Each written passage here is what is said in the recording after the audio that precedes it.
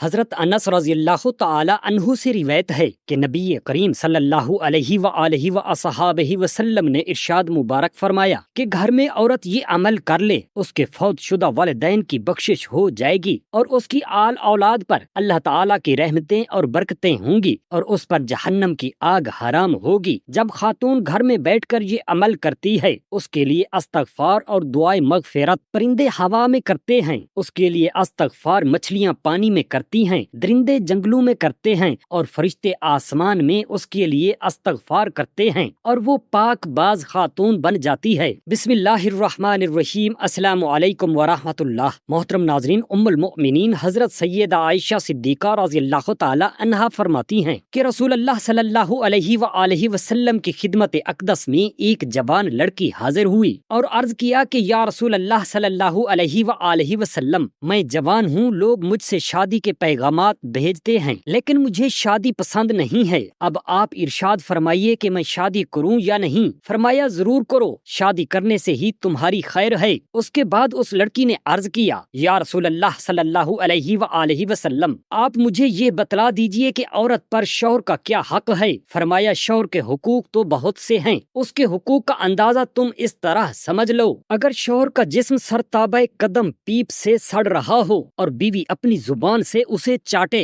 تب بھی اس کا حق ادا نہیں ہو سکتا۔ یہ روایت حضرت ابو ہریرہ رضی اللہ تعالی عنہ سے بھی مروی ہے۔ حضور نبی کریم صلی اللہ علیہ وآلہ وسلم نے فرمایا نیک عورت ہزار مرد غیر صالح سے بہتر ہے، اور فرمایا پارسا عورت اپنے شوہر کے لیے دین کا ستون ہے۔ حضرت انس رضی اللہ تعالی عنہ روایت کرتے ہیں کہ ایک شخص سفر میں گیا تو چلتے وقت اپنی اہلیہ سے یہ کہہ گیا کہ میری واپسی تک مکان کی بالائی منزل سے نیچے ہرگز نہ آنا۔ اس عورت کے والدین بیمار ہو گئے۔ اس عورت نے حضور نبی کریم صلی اللہ علیہ وآلہ وسلم کے پاس کسی شخص کو بھیج کر دریافت کیا کہ میں باپ کی عیادت کے لیے نیچے اتروں یا شوہر کے حکم کی تعمیل میں اوپر ہی رہوں؟ حضور نبی کریم صلی اللہ علیہ وآلہ وسلم نے اس عورت کو اپنے شوہر کی اطاعت کا حکم فرمایا۔ وہ بیماری جان لیوا ثابت ہوئی مگر وہ عورت شوہر کی ہدایت پر عمل پیرا رہی، نیچے نہیں اتری، لیکن اس عورت کی باتقاضائے فطرت و بشریت دل میں بہت ملال ہوا۔ ادھر حضور نبی کریم صلی اللہ علیہ وآلہ وسلم نے کسی شخص کی معرفت اسے یہ خوشخبری سنائی کہ شوہر کی اطاعت سے یہ اجر ملا ہے کہ اس کے متوفی باپ کی مغفرت ہو گئی۔ ایک حدیث میں آیا ہے رسول اللہ صلی اللہ علیہ وآلہ وسلم نے فرمایا جو عورت کم از کم 7 شب و روز خلوص دل سے اپنے شوہر کی تابعداری نیک کاموں میں کرتی رہے اور اس کو خوش رکھے تو اس کے ہفتے اندام یعنی شرم گاہ پر دوزخ کی آگ حرام ہو جاتی ہے اور 700 برس کی عبادت کا ثواب اس کے نامہ اعمال میں لکھ دیا جاتا ہے۔ حضرت سیدنا عمر فاروق رضی اللہ تعالی عنہ سے روایت ہے کہ ایک دفعہ حضور نبی کریم صلی اللہ علیہ وآلہ وسلم نے فرمایا عورت پر شوہر کا حق ایسا ہے جیسے تم پر میرا حق ہے،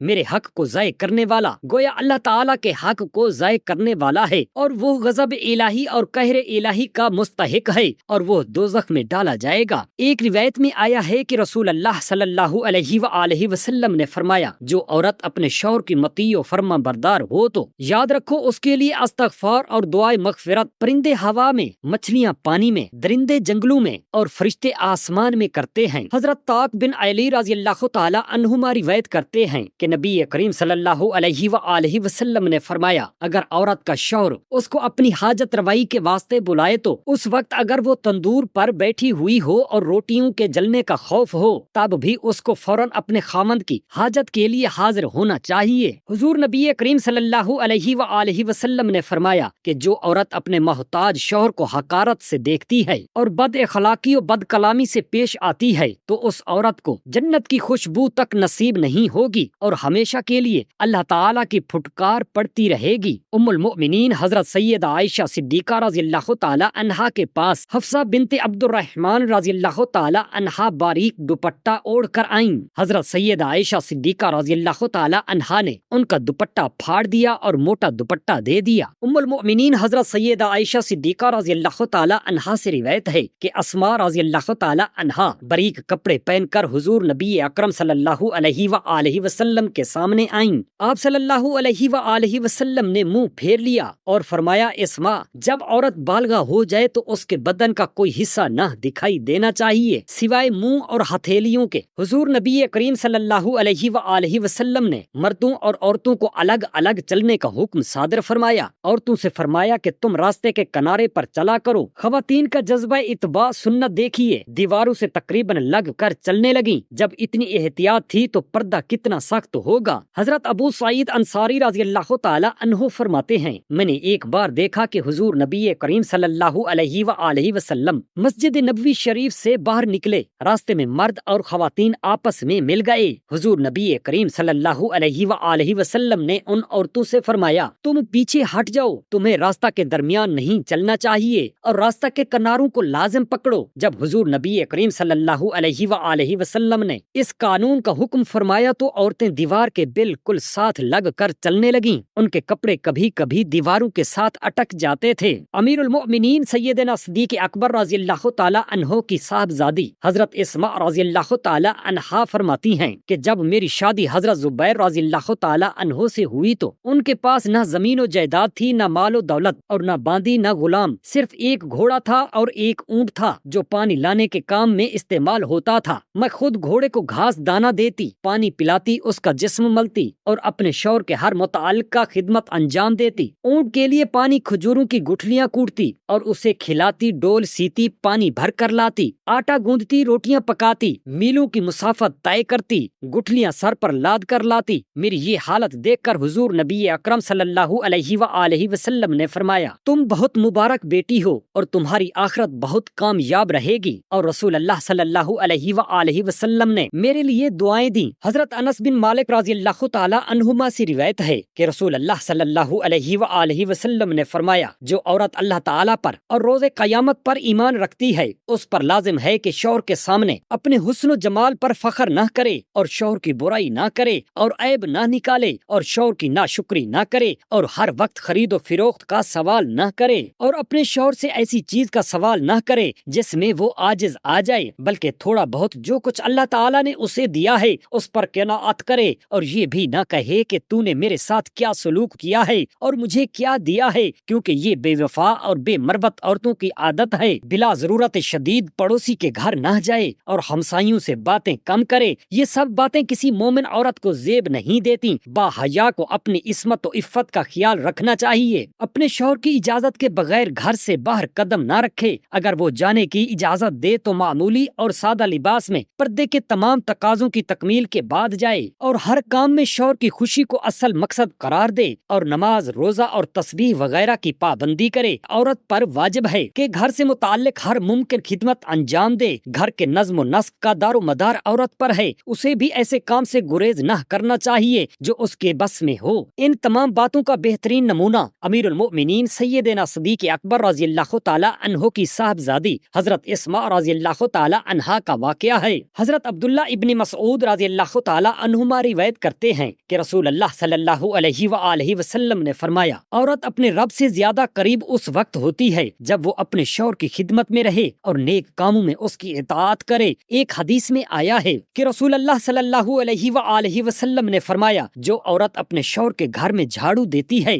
وہ گویا خانہ کعبہ میں جھاڑو دیتی ہے، یعنی اس کو اتنا ثواب ملے گا جتنا ثواب خانہ کعبہ میں جھاڑو لگانے پر ملے گا۔ عورت کو چاہیے کہ اپنے شوہر کے کپڑے وغیرہ دھویا کرے اور کبھی کبھی چکی بھی پیسا کرے کہ ازواج مطہرات اور دختران نبی اکرم صلی اللہ علیہ وآلہ وسلم کی سنت مبارکہ ہے۔ حضرت ابو ہریرہ رضی اللہ تعالی عنہ سے روایت ہے کہ رسول اللہ صلی اللہ علیہ وآلہ وسلم نے فرمایا، دوزخیوں میں دو گروہ ہوں گے، ایک ان میں سے ان عورتوں کا ہے جو ظاہر میں تو کپڑے پہنتی ہیں مگر حقیقت میں ننگی ہوتی ہیں، یعنی اس قدر باریک اور ایسی لاپرواہی سے کپڑے استعمال کرتی ہیں کہ ان کا بدن چمکتا ہے اور کہیں سے کھلا ہوتا ہے کہیں سے چھپا ہو، خود بھی دوسرے مردوں کی طرف رغبت کرتی ہیں کہ بناؤ سنگار کر کے دوسروں کا دل لبھاتی ہیں، یا سر سے دوپٹہ اتار ڈالتی ہیں تاکہ دوسرے مرد ان کا چہرہ دیکھیں، اور مٹک مٹک کر چلتی ہیں تاکہ دوسروں کو فریفتہ اور اپنی طرف میل کر سکیں۔ یہ عورتیں ہرگز جنت میں داخل نہ ہوں گی اور جنت کی خوشبو بھی نہ پائیں گی، حالانکہ جنت کی خوشبو بہت دور سے معلوم ہو جاتی ہے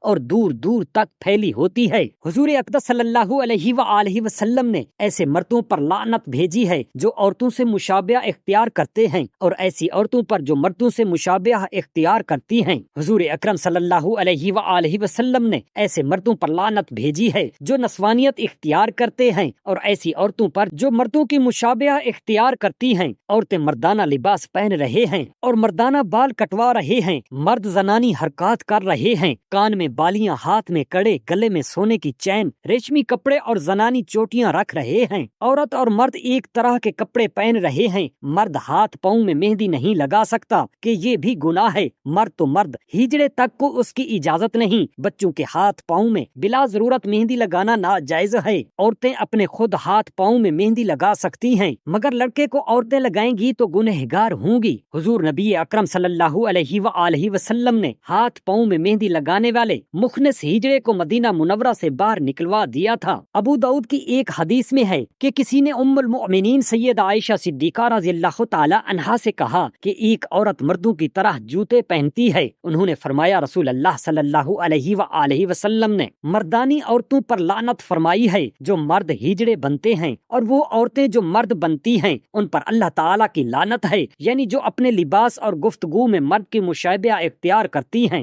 حضرت ابو ہریرہ رضی اللہ تعالی عنہ سے روایت ہے کہ رسول اللہ صلی اللہ علیہ وآلہ وسلم نے فرمایا کہ 4 لوگوں پر اللہ تعالیٰ صبح شام ہر آن غصہ و غضب فرماتا ہے۔ ایک وہ عورت جو مردوں کی مشابہت اور طرز و روشن کو اختیار کرتی ہے، دوسرا وہ مرد جو عورتوں کی مشابہت و طریقہ کو اپناتا ہے، تیسرا وہ شخص جو مردوں سے قضائے شہوت کرتا ہے، چوتھا وہ شخص جو پائے سے غیر فطری حرکت کرتا ہے۔ آج کی ان مسلم عورتوں کی حالت و عادت قابل حیرت ہے کہ مسلمانوں کا دعویٰ کرنے کے باوجود جو عورتیں مردوں کی طرح سر کے بال کٹوا کے ہیرو بنتی ہیں اور کپ کٹنگ بال رکھتی ہیں اور مردانہ لباس پہن کر بے حیا و بے شرم اور بد کردار عورتوں کی طرح گھومتی پھرتی ہیں، نہ ہاتھوں میں چوڑی، نہ کانوں میں بالیاں اور نہ سینہ پر کپڑا ہوتا ہے، یہ طرز بالکل مغربی عورتوں کا ہے، نہ کہ مسلمان عورتوں کا۔ ایسی عورتوں پر اللہ تعالیٰ لعنت بھیجتا ہے، لہٰذا جو عورتیں اللہ تعالیٰ اور یوم آخرت پر واقعی ایمان رکھتی ہیں اس پر واجب ہے کہ اب بھی وقت ہے کہ اس ناپاک طرز عمل اور کبھی حرکتوں سے باز آ جائیں۔ اے میری اسلام کی شہزادیوں، میری بہنوں، میری بیٹیوں، تمہیں بہکایا جا رہا ہے، تمہارے ذہن میں مغرب کی طرز پر چلائے جا رہے ہیں،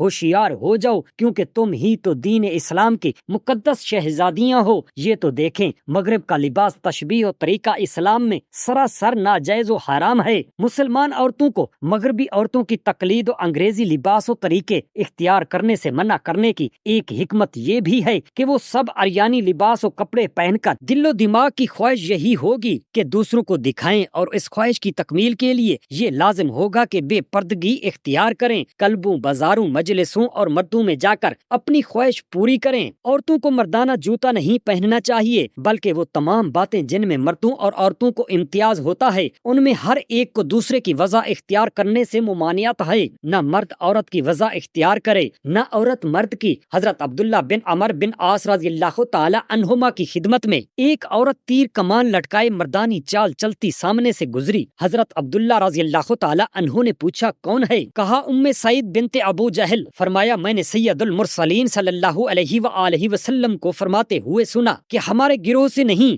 وہ عورت جو مردوں سے تشبیہ کرے اور نہ وہ مرد جو عورتوں سے مشابہت کرے۔ اللہ تعالیٰ میری تمام مسلمان بہنوں اور بیٹیوں کو شریعت محمد صلی اللہ علیہ وآلہ وسلم پر چلنے کی توفیق عطا فرمائے، آمین یا رب العالمین۔ جزاک اللہ خیرا کثیرا۔